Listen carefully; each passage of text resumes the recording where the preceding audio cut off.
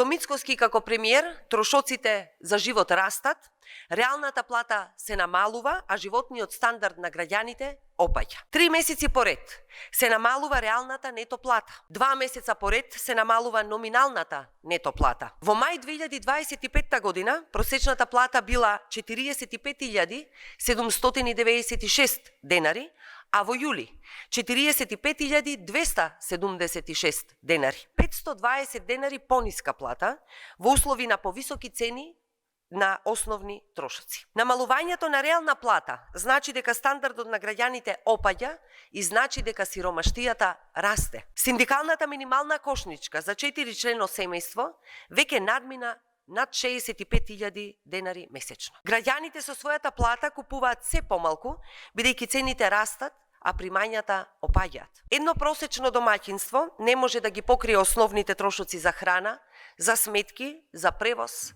и за лекови. Ваквиот пат на стандардот е директна последица на неспособноста на владата на Мицкоски и ВМРО-ДПМН и промашените економски политики. Ова е влада која воопшто не се грижи за граѓаните и мисли само на својот луксус. Додека граѓаните едва и врзуваат крај со крај, владата на Мицкоски троши 180.000 евра за бадеми и лешници, за папаја и манго, за луксузирање на функционерите врз грбот на граѓаните.